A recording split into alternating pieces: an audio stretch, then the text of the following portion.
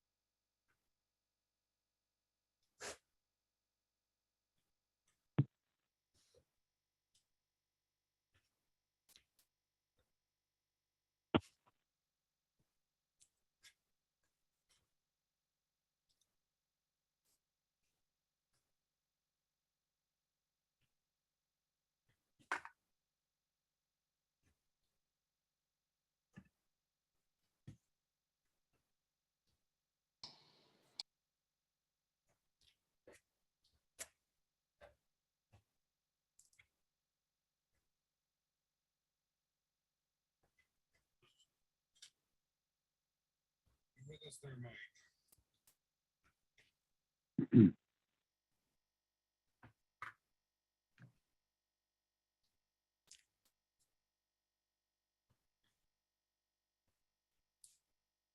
All right, everybody, at 6 o'clock, we're gonna get just a couple more minutes for any stragglers to come in.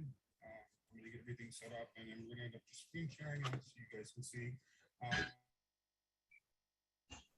Yeah, I was gonna say, Carol, if I would assume you can hear me. If you want to call the roll, I think we probably have quorum, but we'll do that. But it's we'll be doing at minimum an hour and a half CME credit for this tonight. Just now, this is not core credit in this specific topic to go under the 4 non-mandatory, well, the mandatory but non-core credit ones. Folks, please mute yourself, folks, if you haven't. Elodie started talking yet? Okay. I know you have it. She said, Mama, Dad. We good. All right, we good. Last Fremantle. Dennis Wood. Here. PJ Keeler. Here, even though it says Kathy. Okay. Steve Meehan. Here. Let's see, Kathy Allen. Here. Okay, Tracy Weir. I'm here. Jim Vina. I'm here. Dr. McHugh. Here. Okay, Dr. Daly. He Carol, said he'd be a Doc. couple minutes late. Okay. Steve Kroll. Anne Marie Cross. Okay, I'm here. Lynn Kane. Here. Jim Stairs is here. Dale Lingenfelder. I'm here. Okay, Scott Bowman. Steve Retzloff. Jeff Here. Williams. Okay, gotcha. Steve. I'm here. Okay, Maria Walker, I'm here. Charles Welch, Here. Alan Bell, Here. Adam Fink. Here. Okay, Paul Segru, Here. Rockin' Stars excuse, Richard Salucci. I'm here. Okay, and is there anybody else that I missed? Carol, this is Kathy. We have a new representative from Rensselaer County. He's the new EMS coordinator. He's Ben Bornhorst. Okay, I will pin him in. All right, anybody else? Oh, Steve, I see Steve Kroll. Let me put you down. Good evening, Carol. Good evening. Okay, we do have a quorum. All right, excellent. Then we can call a meeting to order at 6:04 PM. Begin with the Pledge of Allegiance. I pledge allegiance to the flag of the United States of America and to the republic for which it stands, one nation, under God, indivisible, with liberty and justice for all. You guys should have all received a copy of some minutes, which is a little bit different from typical because they are recorded, but there were some technical difficulties. So we have kind of abbreviated minutes. I looked them over. I thought they looked good. Would someone like to make a motion to accept those minutes? I'll make a motion. Okay, I have a motion by Lynn, second by Steve. Anyone want to, or all those in favor? Aye. Aye. Aye. I Very good. Anyone want to vote no or abstain? All right, excellent. That is carried. We're going to deviate from the published agenda just to allow the report of Teal, Beckering, and Tremonti. I believe Stephanie, yep, Stephanie is there. So Stephanie, it's all you. Good evening, everyone. Thanks for having me join your meeting tonight to talk about the audit. So we have performed and completed the audit for the year ended September 30th of 2021. Hopefully you had all received copies of our audited financial statement and the required communication. So what I was planning on doing tonight is in past years, I'm just going to give like some really quick highlights on the financial statement. If anybody has any questions along the way, feel free to interject and let me know, or if there's any questions that come up after the fact, you can always reach out to Tim and he can get in touch with me and I can answer any questions that anyone may have regarding the audit. So just to start on the independent auditor's report, we've issued an unqualified opinion, which is the highest level opinion obtainable, which means that the financial statements as presented are not materially misstated. The financial highlights for the year is your current assets of approximately $590,000, which is in excess of your current liabilities of only $39,000. So you guys, as in past years, you continue to maintain a very strong balance sheet, meaning you have far more assets than what liabilities the organization has. So that's fantastic. The net assets at September 30th of 2021 were $558,000. Of that, $454,000 is designated by the board for the dedicated phone line that connects the emergency personnel directly to the hospitals, and for the spectrum frequency buyout that's for future expenditures. In terms of your support and revenues for the year, you had total support and revenues of $544,000, which is $140,000 more than you had in the previous year. So when we look at, why the revenue increased so much for the prior year, it's due to a couple different reasons. In the current year, there was a FEMA reimbursement of approximately $22,000. That was something that was in the year ended 2021, which was not something that was in 2020. There was an increase in the fees from courses of almost $20,000. I think a lot of that has to just do with in the year ended 2020, it was still a COVID year. Things were very different. So not as many of the courses and things of that nature were taking place as we resume more back to normal in the year that we just finished auditing. There's also a increase in the current year of grant income of almost $95,000. So that's the biggest piece of the difference year over year. So what happened here, this is the Department of Health grants, and the grant period had ended on June 30th of 2021. And when we did our audit for the year ending of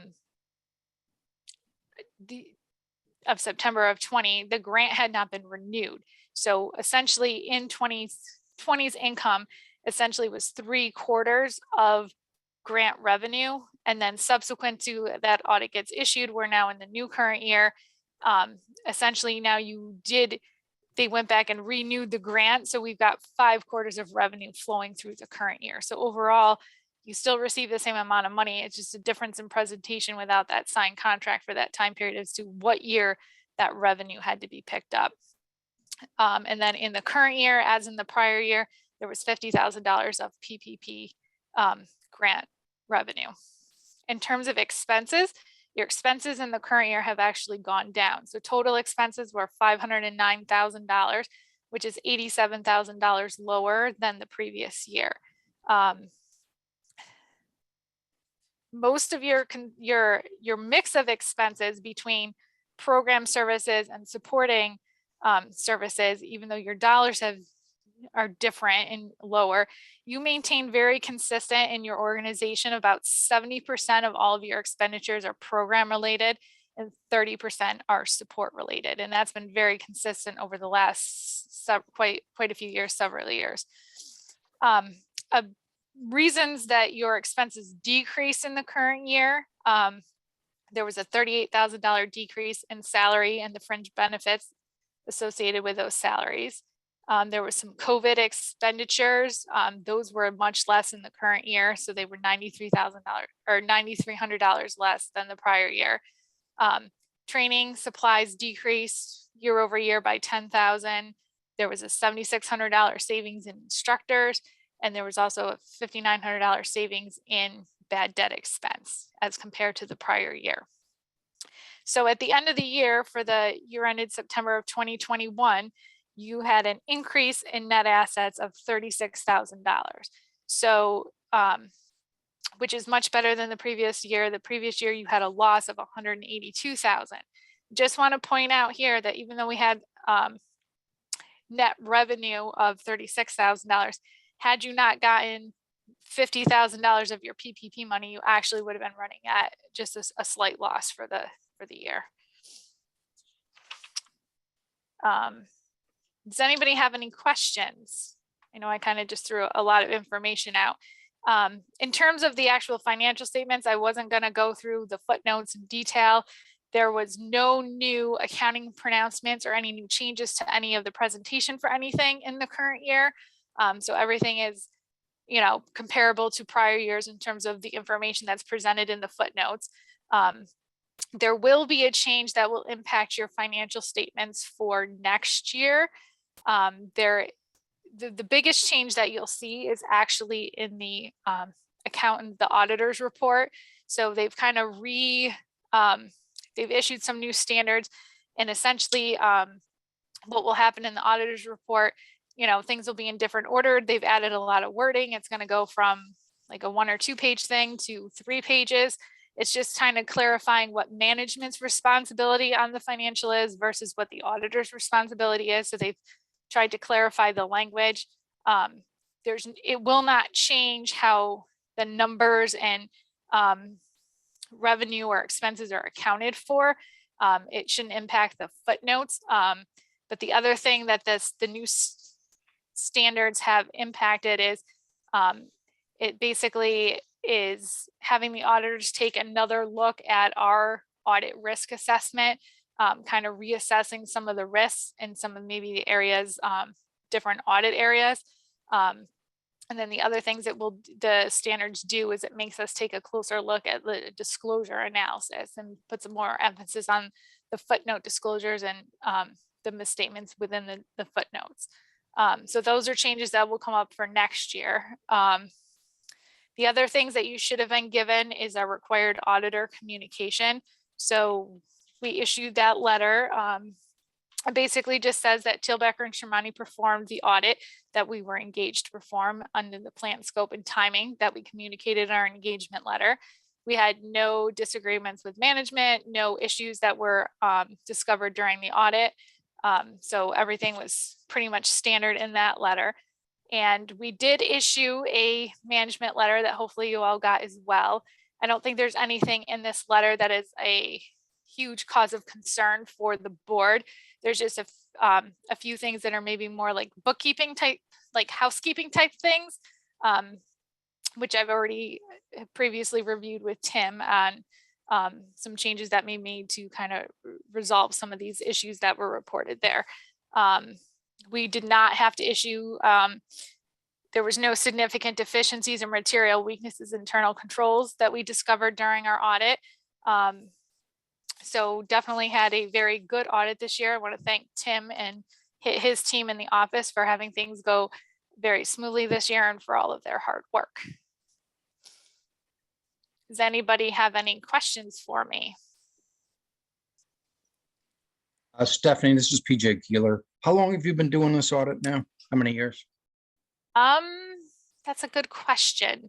It's been 4 or 5, correct? I think, yeah, I don't think it's been more than that. Okay. Listen, is there any chance you can give us a like a 1-page synopsis of revenue versus expenses by year over Yep. that period of time, noting some of the drastic changes that have taken place as far as revenue or expenses? So I Yep. know we're trying to get ourselves together financially and project into the future and what the financial requirements are going to be. And if you could kind of do that, that would certainly be a help to us. You could Yeah, send that. You could send that to Tim. Yeah, I can put that together for you and send it to Great. Tim. That's not a problem. Great. Thank you.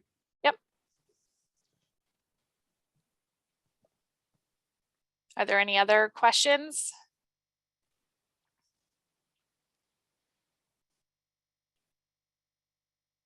right, Awkward that- silence. I think you did great. All right. Thank you Well, for your thank you time. very and much.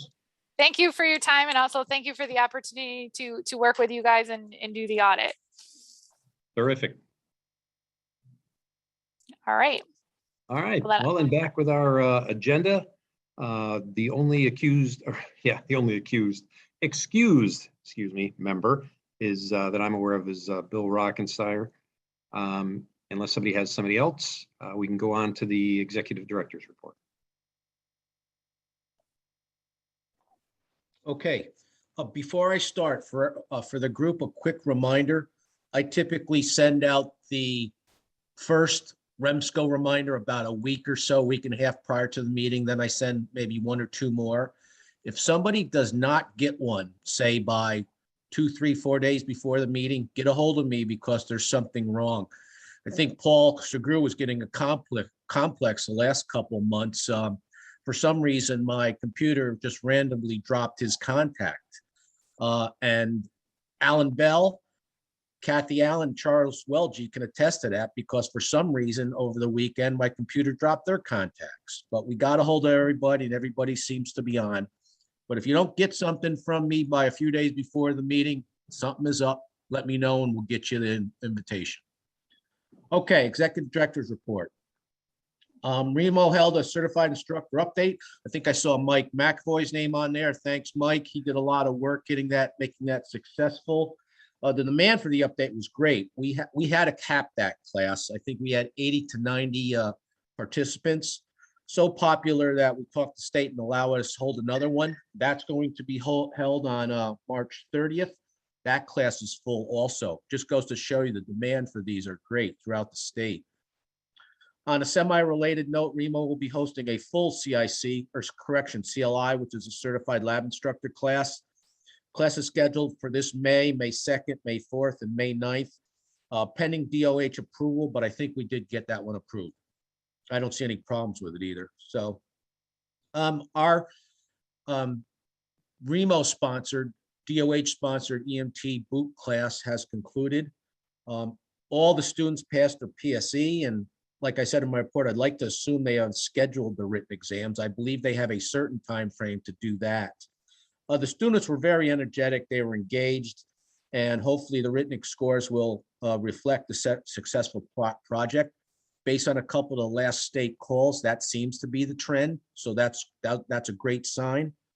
The only negative comment, some of the people actually thought the class was a little too short. They were wishing to have another week or two. And I know the state is aware of that as well. And if we see any more of these classes down the road, perhaps they may be, just a little bit longer in length. I have to take a moment. I want to recognize Deb Cuffs, and this is not the first time Deb's done this, but it was because of her efforts that we secured a $750 Stewart's Holiday Match donation. The money's going to be used to purchase pediatric choking mannequins for our training department. It was a great job by Deb. I want to say this is a second or third year that she's done that, and it's much appreciated. Thank you, Deb. Last but not least on my report, Terry Hannigan completed the final version of the program agency operations agreement. I believe I sent it to everybody on the Remsco. I did send it to Arams today, Phil Malidi, and the Remsco chair, Tom Pasquarelli. I have a conference call with Mountain Lakes tomorrow, Travis Howe and Mickey Guy, and then I'll discuss that with them, and I'll send that up to them for their review. And I think that's all I have. That will conclude my report. I'll take any questions if anybody has it. I have a question. Yep. How was the March 30th class advertised?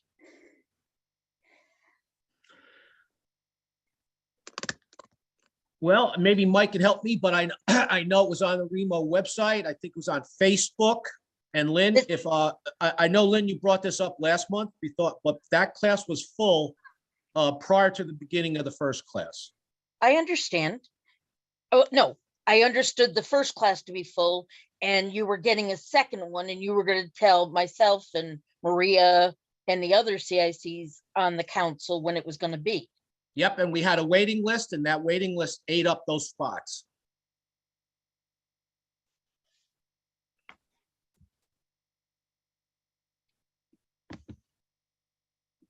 Hi, Tim, it's Steve. I've got a question for you. Yes, Steve. I know that the agreement on the joint management of the 3 regions is moving forward. Have you heard anything more about how that will impact our seating on the Remsco and on the CMAC?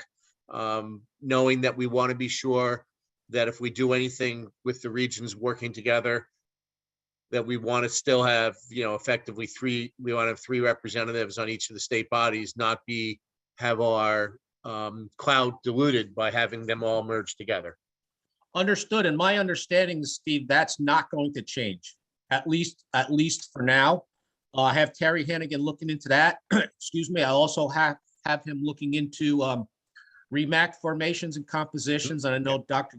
McHugh has been in touch with him, but Great. Back to your question, Steve, I'm not aware of any other changes at the present regarding CMAC representation. Thank you. I think it'd be really helpful if Terry is able to get Ryan Greenberg to go on record in writing with that statement so that something doesn't inadvertently happen to us once this has happened.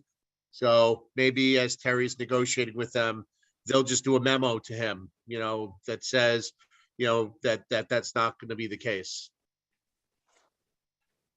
I'll get a hold of Terry. Thanks. Just a good safeguard for us. Good work on this. Thank you. Folks, any other questions?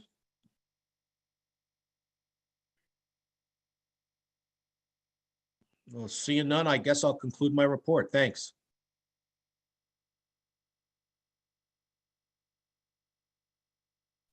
All right, sounds good. And obviously, we sent this out to all you guys. So by all means, take a look at it.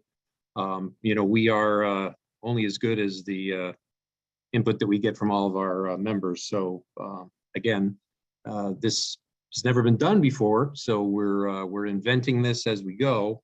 And if you see something in that agreement that stands out or that you want clarification on, obviously don't hesitate to reach out to Tim for an answer to a question, or if you have a suggestion, by all means, reach out to him for that. And we keep you guys updated as we move forward. Yeah, so it'll be interesting. And obviously, there's no intention to sign this before it would come back for additional discussion. Obviously, at an upcoming meeting. So it's just that's where we are in the process. Let me see. I don't have anything specific that I would bring up as part of a chairperson's report. I don't believe we have anything under issue discussions. I believe Dr. Daly is still tied up with his hospital meeting. So we may want to skip him and then come back to him. And Jim, I Oh. cleared that meeting. I am here, and actually I have only really one or two things. So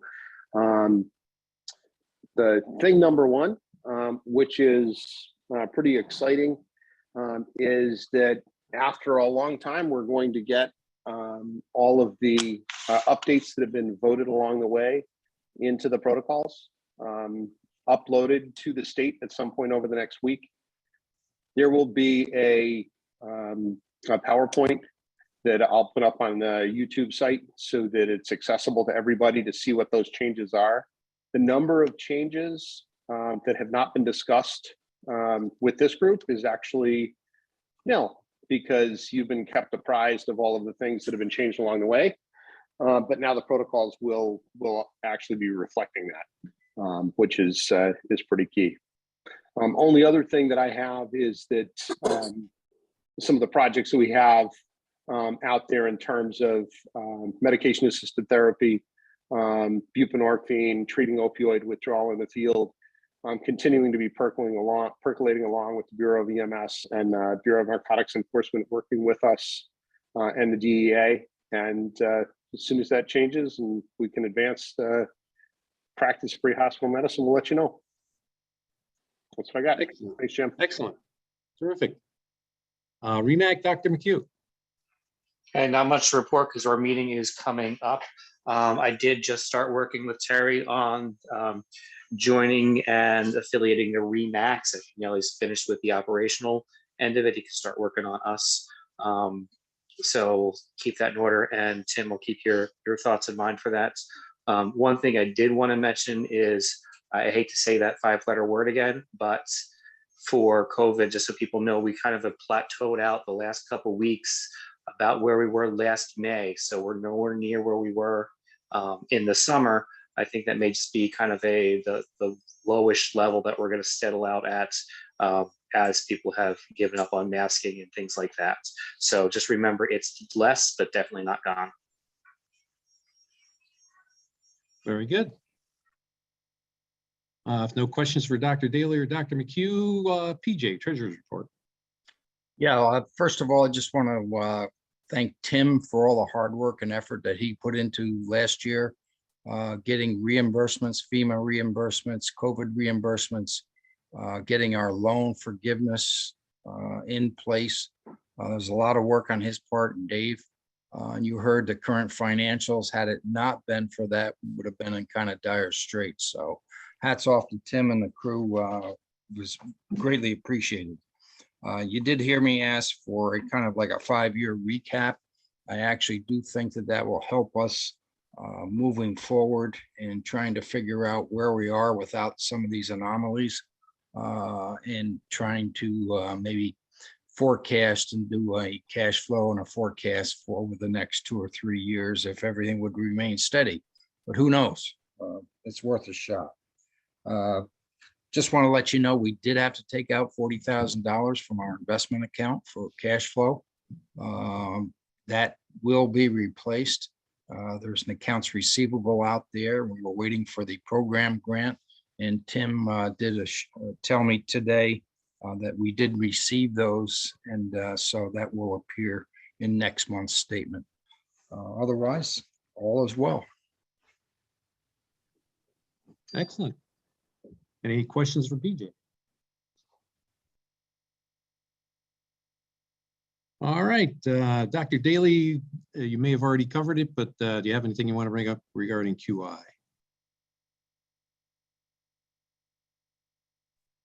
No, sir. All right, excellent. CON committee, there are no items before the CON committee, so nothing to report there. From the information sharing, we have a couple disciplinary actions to read into the record. Kevin Coronel, Yapank, New York State EMT number 470842, who voluntarily surrendered his certification effective 3/9/22 for violations of violations of part 800.16A5, and the City of Long Beach Fire Department, Long Beach, New York State Agency number 2924 was assessed a civil penalty of $2,000 for violations of part 800.13 A as in King 2 and 800.23 F as in Frank. We don't have any course applications before us. From a correspondence perspective, letter from the Remsco to the CMAC delegating Dr. Daly, or with Dr. Daly expressing his intent to serve as an additional term. A letter from Rensselaer County Executive Steve McLaughlin, appointing Remsco delegates Kathy Allen, renewed, and Ben Bornhorst, new, to represent the county. A letter from Schenectady County EMS Committee Chair William Rockensteyer, appointing Alex Knowlton to fill the vacancy in Schenectady County's Remsco seat. And a letter from Stewart Shop advising Remo was selected to receive a $750 donation from Stewart's Holiday Match Fund. From committee reports, the executive committee did not meet, so we will, again, no report there. Finance, Steve Kroll.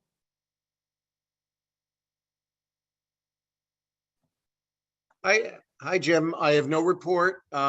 We have still waiting for the cash situation to settle out before we make any changes in our investments. And clearly, as PJ mentioned in his report, we're not quite there yet. So it'll be a little bit later in the year before we look at any changes in our investment portfolio. And obviously, the investment market has been a little topsy-turvy lately, but our portfolio is balanced with a conservative outlook and more bonds than stocks. And so we can ride it out until we're ready to use cash for investment purposes. Sounds good. And I was going to say, New York State EMS Council, nothing new. You guys haven't met, but is there anything else? The council is meeting next 2 weeks on the April, let's see, give me 1 second to pull it on my calendar. So sorry, I don't have the date right in front of me, but the CMAC and SCEMSCO are meeting on the 12th and 13th.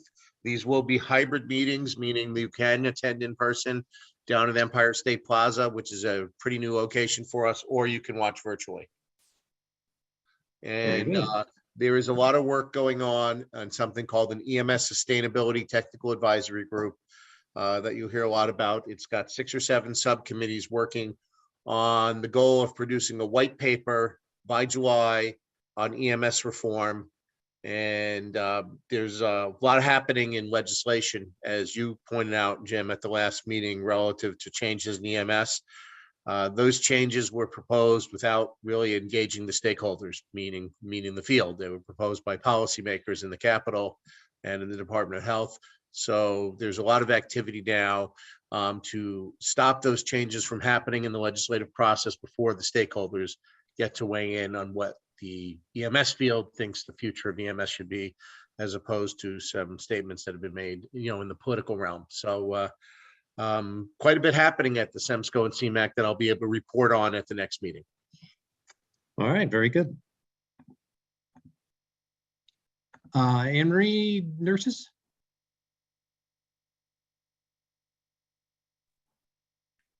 Jim, I don't think she's on. The last meeting was canceled. Oh, okay. All right, very good. I was going to say I can see names, but I wasn't sure if she was assigned to a number and I just didn't pick up on it. PJ, MCI, No report. very good. Scott Bowman, membership?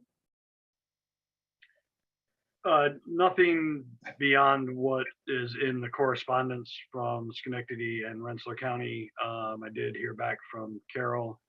And per our conversation, I guess we'll take that up in new business or old business. Sounds good. Nominating, Maria? I have no report for this month. Very good. Awards, Awards are due June 15th, and I think we'll be sending out another reminder. just out of curiosity, did you get anything yet? No, Very good. so I'll be sending out another reminder. Well, at least we're keeping up with past practice. Indeed we are. There you go. County reports, Albany County. Nothing to report, but I do have a question I want to throw out there for the council and maybe get some thoughts or ideas. We just had a first for us the other day in dealing with a potential hire with a medical marijuana card. I sought the Bureau's opinion, and they kind of turned me back around to our own council. Our council referred to the policy procedures, which strictly details marijuana use, not medical marijuana use. I don't know if anybody else out there had any good policies that they've already dealt with this, or if it comes up with them, they're going to be kind of scratching their head like we are. We did lose what I feel was a potential valid candidate, and in today's day and age, obviously those are getting harder and harder to come by. So just kind of looking for thoughts on that one. Hey, Dennis, this is Steve. Doug Wildermuth has done some work on this through E5, and he's done a CME or two on this as well. I can't vouch for exactly what the outcome of his policy is, but at least he's got some work that maybe you can look at. Perfect. I'll reach out to him. Thank you. All right, very good. Columbia County? Nothing to report. All right. Greene County is open, but do we have anybody from Greene County who would like to report? I don't believe we do, Jim, and I'm still waiting for them to advise me as to who their county appointments are going to be. Rumor has it they've hired a new administrator, but I haven't heard anything official yet. Okay. All right, very good. Rensselaer County?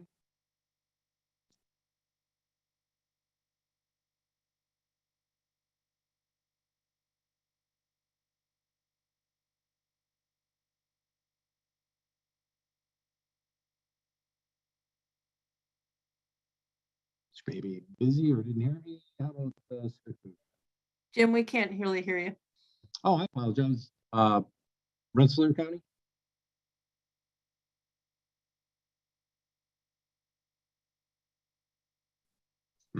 How you doing? It's Ben Bornhorst, new EMS coordinator for Rensselaer County. Myself and Rob Valeni have recently switched the chief and assistant chief EMS coordinator in Rensselaer County. Kathy Allen is our CAR 3 still.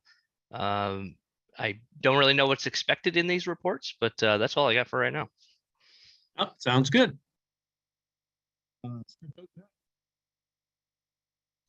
Jim, your mic keeps cutting out. We can't hear you. That is bizarre. How about now? Any different? Saratoga County, I can hear you now. Okay. This is Tracy. Saratoga County is going to be sending a letter for a new delegate. Doug Bauer has accepted employment outside of the area, so he's not available anymore. So you should be getting a letter from them in the next couple of weeks. Very good. Schenectady County, Jim Vita. There's nothing to report, Jim. All right. New business, we have actually already done the audit report. The other items, I was going to say, I don't believe we have anything else under new business. We can bring up the representation changes under old business. So if anybody has anything else under new business they might want to bring up. All right, seeing none, old business.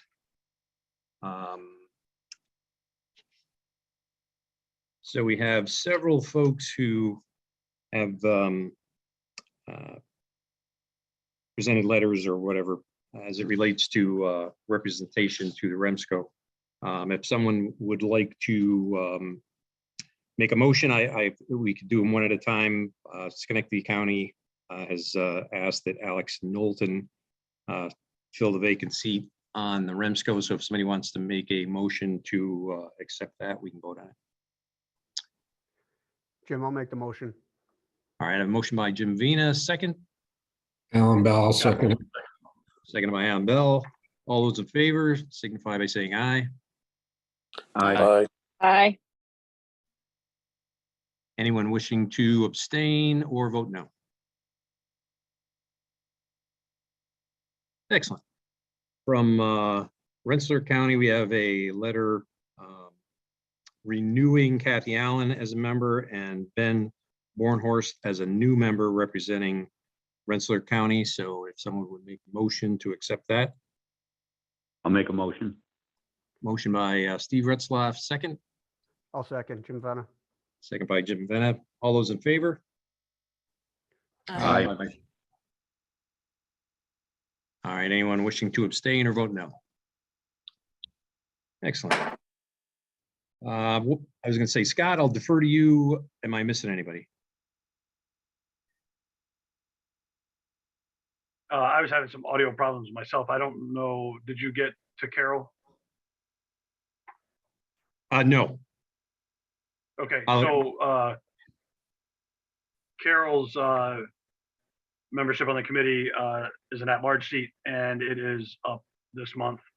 She sent a letter requesting to remain on the council, and I would make that motion that we accept Carol's reapplication to remain on the council for another term. I'll second that. All right, I got a motion by Bowman, second by Lynn Kane. All those in favor? Aye. Aye. All right, anyone choosing to vote no or abstain? Excellent. And I believe that's the So total. just one other Go ahead. thing, Jim. I don't think, as I mentioned to you, I don't think that they necessarily need approval, but just to make everybody aware, I'm going to change the date to January and March of 2026 for Dr. Daly and Anne Marie Cross. Their seats on the committee are by virtue of their positions. When we change the bylaws, the regional medical director basically has an automatic seat, as does the chair of the nurses committee. And so I don't know that either of them, I think by virtue of them remaining in their positions, maintain their seat on the council. I don't know that we need to approve those necessarily. So I'm just going to change the dates in the spreadsheet. Yep, makes total sense.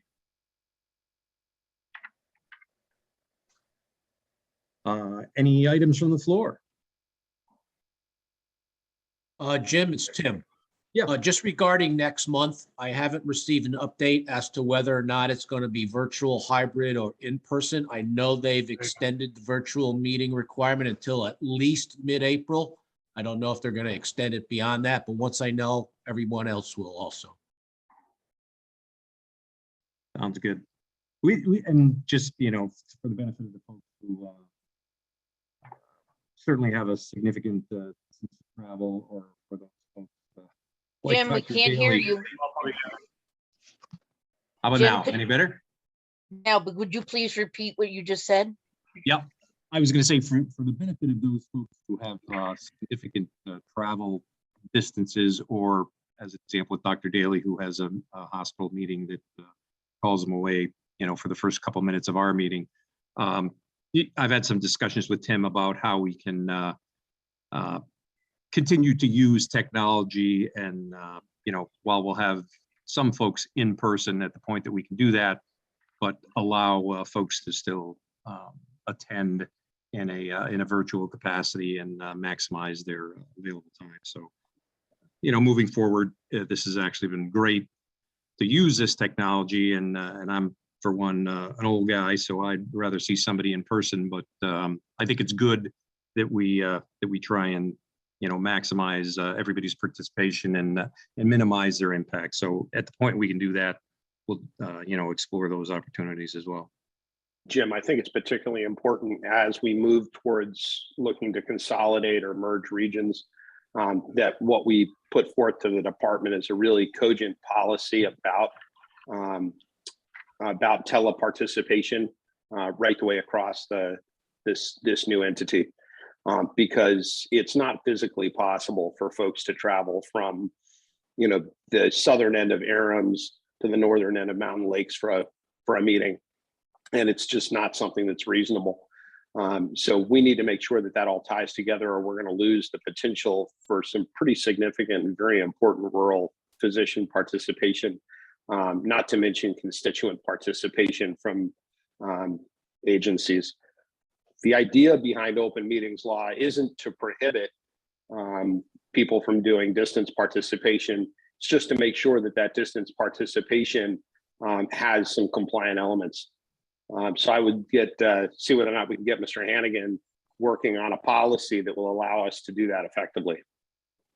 Yeah, and that's, believe it or not, that was one of the things that Terry Hannigan brought up when we were having our initial discussions, was just the sheer geography associated with this process occurs, where we would typically say somebody coming from northern Saratoga County or southern Greene or Columbia County has a distance to travel to get to Remo. At the point that you incorporate these other regions, now you're talking hours of travel time. So absolutely, and that is something that will be a priority, so we can have their participation without creating undue impact. Hi, Jim, this is Steve. I agree with what you and Dr. Daly just said, and I think there's another aspect maybe to look at. I'm presuming that if we want to continue to have the option of people joining by Zoom, the option of also being in person is something we would want to pursue. So people could be either at a location like our office or online. If that were to be the case, we probably need to do some investigation in technology. The technology now exists in offices all over the country now. People have installed the right cameras and the right computer setup so that you can have the right microphone. So you might have 20 people sitting around the conference table like we would be if we were together at Remo, and then a big screen with 20 little dots of the people that are joining virtually.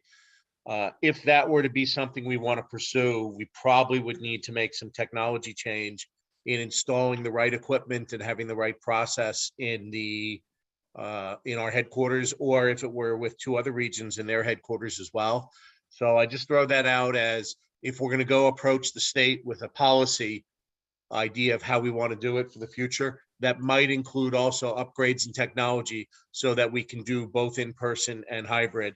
Similar to what the State EMS Council does. I mean, everyone around the table can be heard because they have a microphone, and everyone on the screen can be heard because they're all linked together. Yeah, and that's we're also probably going to benefit by the fact that we have progressed along the calendar enough that these technologies, if you thought about using them 3 years ago as an example, would have been almost cost prohibitive. But now, because of the pandemic and the need to do this on a more normal basis, the costs have certainly come down. Yep, it's an ongoing conversation that Tim and I have had regarding what we might want to do and where we should potentially seek some vendor input. The other thing I would throw out there too, right? Rather than making the investment, let's make the investment in partnerships. I see Steve's background right now is Bassett Healthcare. Bassett has conference rooms at every single one of their hospitals that would then be compliant with an open meeting law, as long as there was accessibility to those. UVM Network to our north has similar facilities, as do our community colleges. So let's look to partners where we can, rather than investing in technology that may outdate more quickly. But clearly, Jim, you and Tim are taking this on, and I'm sure you'll make a fiscally prudent decision that will enable us to really engage the stakeholders as we move forward. Yep, and I agree with you completely there. You know, you wouldn't have to go probably much further than your local high school to find some, you know, some serious investments in technologies, and that partnering, you know, could extend, you know, abilities for folks to participate. And again, as you said, where we don't necessarily have to buy it, we just have to partake of the infrastructure, shall we say, that's already there. Yep, we'll figure it out, I'm sure. All right. If there are no other items from the floor, next meeting would be April 25. And as Tim said, we'll see whether we're going to be in person. Go ahead, Scott. Yes, sorry, I probably should have made mention of it in my report, but Les Fremantle, I was looking through the list here. I don't see him listed, so I don't know, Les, if you're here or not, or Tim, if you could reach out to him if he's not here. But his term expires next month. So if he's interested, next month would be a great opportunity to, actually, I take that back. He's an Albany County rep. So if he is going to remain that, he should probably work that out with the powers that be at the county and get a letter from the right person. I don't know if that's Brian or whoever, but, and then Ben and Alex, welcome. I maintain a spreadsheet that has everybody's contact information and dates that their term expires. If you guys could, through Tim, just get me your email addresses so I can add to the spreadsheet, I would appreciate that. And that's all. Very good. All right, if there's no other items, 6:49, I'll be happy to accept a motion to adjourn. Motion. Motion by Scott. Second. Seconded by Alan. All those in favor? Aye. Aye. All right, I can't imagine anyone wants to abstain or vote no. So stay safe. We'll see you in April.